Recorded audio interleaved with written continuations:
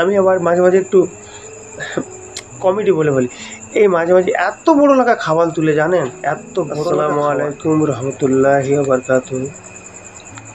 আমি যে বিষয়ে ভিডিওটা বানাচ্ছি, আশা করি আমার ভিডিওটা না টেনে পুরোটা দেখার চেষ্টা করবেন। আজকে এই ভিডিওগুলো বানানোর আমার একটাই উদ্দেশ্য, যে আজকে প্রত্যেকটা মানুষ মানে ঘরে আমাদের যত মানুষ আছে, প্রত্যেকটা মানুষ আপনি লক্ষ্য করে দেখবেন যে ওষুধ ছাড়া তারা বেঁচে নেই। ঔষধ তাদেরকে খেতে হয়, ছেলে থেকে বুড়ো থেকে জোয়ান থেকে সমস্ত লোক কিন্তু ওষুধের মধ্যে পড়ে আছে। কিন্তু লক্ষ্য করে দেখেছেন কি, যে ওষুধগুলো আমরা খাচ্ছি, আমার এই সুন্দর একটা দেহ, রক্তপিণ্ড মানুষ, আমরা ওষুধগুলো যে খাচ্ছি নিশ্চয় রোগটা ভালো হওয়ার জন্য খাচ্ছি। আপনার আঁঠে ব্যথা, গাঁঠে ব্যথা, পেটের গ্যাস, আপনার চোখের কম মানে যন্ত্রণা, আপনার বিভিন্ন ধরনের যে আপনাদের যে রোগগুলো আপনারা ভুগছেন, সেই রোগের জন্য কিন্তু আমরা ওষুধ খাই। ওষুধ ছাড়া আমরা বেঁচে থাকতে পারি না। শরীর মধ্যে যেই পাওয়ারফুলটা আছে, এই পাওয়ারফুলটা কিন্তু আমরা নিজেরাই নষ্ট করে দিচ্ছি। যদি বলেন কেন, আমাদের দেহটা মাটি দিয়ে সৃষ্টি করেছে, আমাদের দেহটা মাটি। তাহলে মাটির যে আহারগুলো, যেমন আপনার বিভিন্ন ধরনের সবজি, আলু, চাল, ডাল, বিভিন্ন ধরনের যে সবজি, যেমন অনেক ধরনের ঘাস, লতা পাতা, যেমন আম গাছ, নারকেল গাছ, বিভিন্ন ধরনের গাছ আছে কি না? কিন্তু আমরা কিন্তু আমাদের দেহটা কি বলেছি, আমাদের দেহটা মাটিতে সৃষ্টি। তাহলে মাটির আহারগুলো কিন্তু আমাদেরই জন্য, শুধু গরু ছাগলের জন্য নয়। আজকে আমি লক্ষ্য করে দেখেছি প্রত্যেকটা মানুষ শুধু বিভিন্ন ধরনের ওষুধ পান করছে, বিভিন্ন ধরনের ওষুধ ফাইল কিনছে। একটা জিনিস খোঁজ করে দেখেছেন কি, লক্ষ্য করে দেখেছেন যে আপনি যে ওষুধটা খেলেন, আপনি সাময়িকভাবে ভালো হচ্ছেন, তার মানে বোঝা গেল আপনাকে সারা জীবন ওষুধ খেয়েই থাকতে হবে। এগুলো মস্ত বড় ভুল। আমার কথাটা যদি আপনারা কিছুদিনের জন্য যদি মেনে চলেন, যেমন আমি একটা হতভাগা, এই হতভাগা ওষুধ ছাড়া বেঁচে থাকতো না। মনে মনে একটা মানসিক চিন্তা আবার ঢুকে যেত যে মনে হয় আমাকে ওষুধ খেতে হবে, ওষুধ খেয়ে বেঁচে থাকতে হবে। বাজে কথা। হ্যাঁ, কিছু কিছু কারণে আপনারা ওষুধ দোকানে গিয়ে ওষুধ খেতে পারেন। যদি বলেন কেন, কোনগুলো? যেগুলো ধরুন আপনার একটা বড় পা কেটে গেছে, সেটাকে সেলাই করতে হবে, ডাক্তারের পরামর্শ ছাড়া তো আপনি করতে পারবেন না। ধরুন আপনার একটা টেটভেগ লেবার দরকার হয়ে পড়েছে, ধরুন আপনি পায়খানা করছেন, জলের মতো গুলে যাচ্ছে। কিছু কিছু কারণে কিন্তু আপনারা একটা আধটা ওষুধ খেতে পারেন, কিন্তু সব ক্ষেত্রে নয়। একটা সামান্য একটা মেয়ের দেখুন ভালো করে, একটা মেয়ের আধকপালি মাথার যন্ত্রণা হচ্ছে, সে কিন্তু ওষুধ খাচ্ছে। কেন? ঘরে কি আপনার কোনো কিছু নেই? এবার এর ট্রিটমেন্ট আমি আপনাদেরকে আমি যেটা উপকার পেয়েছি, আশা করি আপনারা উপকার পাবেন। এর ট্রিটমেন্ট আমি একটাই বলে দিচ্ছি। আপনারা আচার কোন তেলে করেন? নিশ্চয়ই সরষার তেলে আচার করেন। সরষার তেলে আচার করেন, যেই সরষার তেল 10 বছর আমের আচারকে ভালো রেখে দিতে পারে। ওই সরষার তেল কিন্তু আপনার শরীরটাকেও ভালো রাখতে পারে। আমরা বিভিন্ন ডাক্তার মশাইয়ের পরামর্শ শুনে সাদা তেল, পাম তেল, বিভিন্ন ধরনের তেল আমরা ব্যবহার করি। কারণ একটা বাচ্চা জন্মানোর পর তাকে কিন্তু সরষার তেল মাখাতে হয়। সরষার তেল এমন একটা তেল যেটা শরীরের মধ্যে, তার মধ্যে ভিটামিন আছে। আমি সাধারণ মানুষ, কিন্তু আপনারাও সাধারণ মানুষ হন কি আপনারা পয়সাওয়ালা কোটিপতি, আমার তাতে কোনো যায় আসে না। আপনারা লক্ষ্য করে যদি মনে করেন যে আমার শরীরটাকে ভালো রাখতে চাই, তাহলে কিন্তু সর্বপ্রথম আপনাকে ওষুধ ত্যাগ করতে হবে। কেন? আপনার শরীরের মধ্যে কী বলেছি, আমরা মাটিতে সৃষ্টি, আমাদের দেহটা মাটি, একদিন মাটি আমরা চলে যাব। কিন্তু ওষুধগুলো যে খাচ্ছি আমরা, এগুলো কিন্তু বিষ খাওয়া হচ্ছে।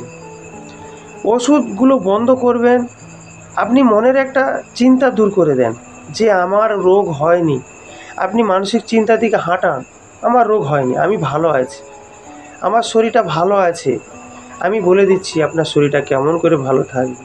আপনারা সকালে উঠলেন, ধরুন রাত্রে ঘুমিয়ে গেলেন, সকালে উঠলেন, উঠে কি করবেন জানেন? তবে রাত্রিবেলায় যখন শোবেন তখন মুখটাকে ধুয়ে শোবেন। বলে দিচ্ছি এবার, অনেকে চোখে কম দেখে, এই চোখে কম দেখে, চোখে চানি পড়ে গেছে, চোখে বিভিন্ন ধরনের মানে যাকে বলে আবছা দেখে, ওগুলো কিন্তু অ্যাকচুয়ালি চোখের রক্তটা ওখানে কম যাচ্ছে বলে ও কিন্তু কম দেখছে।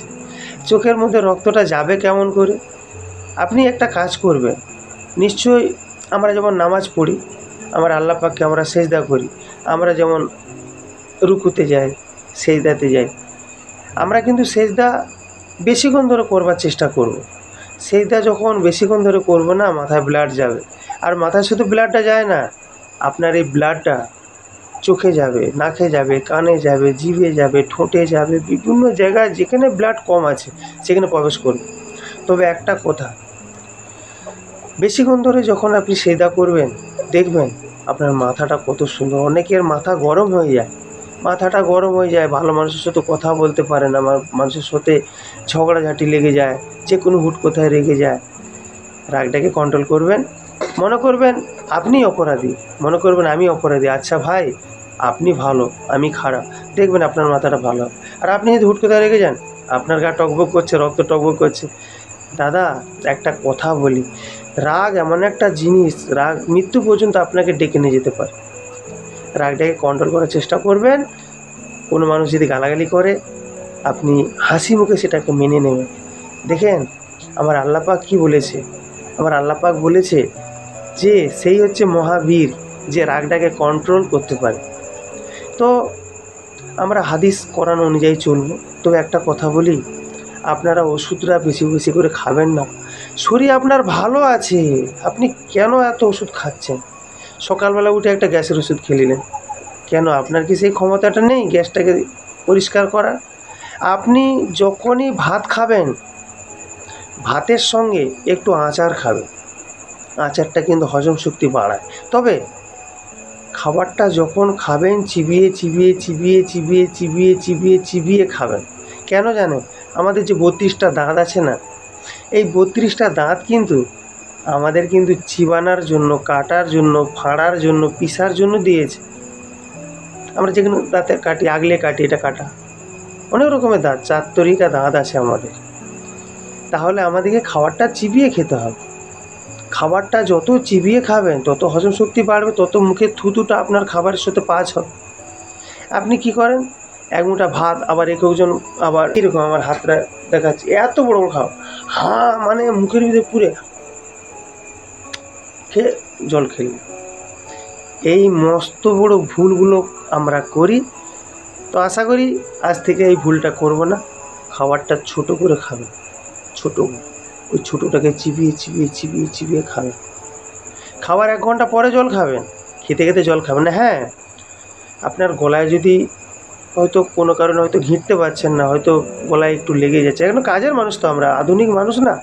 সকালবেলা গরু না বাঁধতে গেলে গরু গোবর দেবে না, সকালবেলা না মাটি কাটতে গেলে সংসার চলবে না, সকালবেলা ইট ভাটায় না গেলে আমার কাজ চলবে না। তবে খাবেন যখন চিবিয়ে চিবিয়ে খান, 1 ঘন্টা 1.5 ঘন্টা পরে জল খান, ওষুধ খাওয়াটা বন্ধ করেন।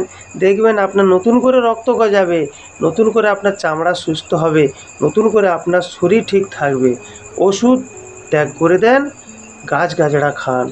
আপনাদের দেহ আমার দেহ, আমরা মাটিতে সৃষ্টি, একমাত্র মাটি আমাদেরকে ভালো রাখতে পারবে। তবে রাসায়নিক জিনিস যে আমরা এখন খাচ্ছি, বর্তমান যে সবজি টবজি খাচ্ছি, আপনার ওই সবজিগুলোকে ভালো করে সুন্দর করে 1 ঘন্টা জায়গায় 2 ঘন্টা জলে ফেলে দেবেন। জলে ফেলে তারপর আপনাকে ভালো করে কেটে কেটে খাবেন। সঙ্গে সঙ্গে বাজার থেকে নিয়ে এসে আপনারা সঙ্গে সঙ্গে কিন্তু ওটাকে কেটে খাবেন না, ওটাকে 1 ঘন্টা 2 ঘন্টা ফেলে দেন। খেয়ে দিয়ে তারপর আপনারা ওটাকে পরিষ্কার করে তারপর আপনার রান্নার কাজে লাগান। ধন্যবাদ।